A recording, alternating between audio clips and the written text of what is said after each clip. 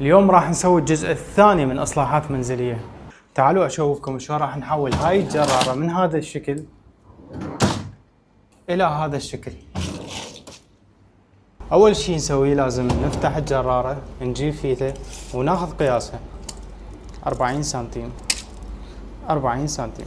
نفتح موقع ميكر وورد، بعدين نكتب بخانة البحث جرافينيتي كستمايزابل، بعدين راح تطلع لنا هاي النماذج كلها. احنا ما نحتاج غير هذا النموذج اللي هو شكله مقسم على مود نحدد القياس اللي نريده.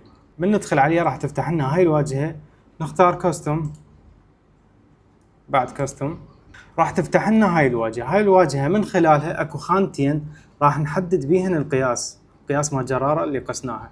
فنكتب بما انه هي 40 سنتيم فنكتب 400 نختار جنريت وراح تطلع لنا هذا النموذج. هذا مقسم على 4 أجزاء، راح نقدر نطبع جزء الوحدة. وهسه بعد ما فتحت النموذج ببرنامج بامبو ستوديو راح نقدر نطبع كل نموذج الوحدة. وهسه راح أشوفكم شو راح ينطبع. حاليا كملت عندنا آخر قطعة هذا الشكل، راح نجي ونركبها، وبهذا الشكل كملت عندنا القاعدة. نجي نجربها.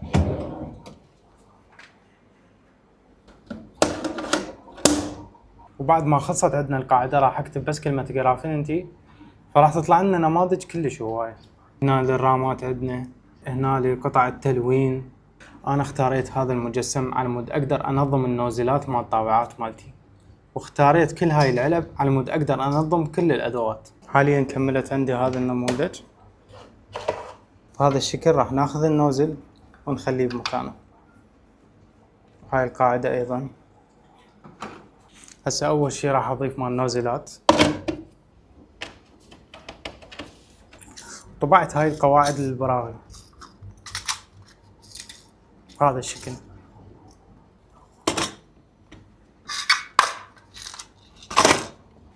هنا للأدوات. وهسه بعد ما صارت عندنا الجرارة جاهزة، صار كل شيء مرتب وكل شيء موجود بمكانه، ومستحيل نضيع أي شيء ثاني. ومو بس هذا، احنا نقدر نرتب كل الجرارات بحيث يصير كل شيء بمكانه وما يضيع أي شيء من يمنا.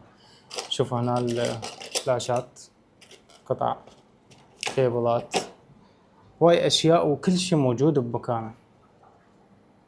كتبوا لي شنو رأيكم وشنو ممكن نسوي بالحلقة الجاية.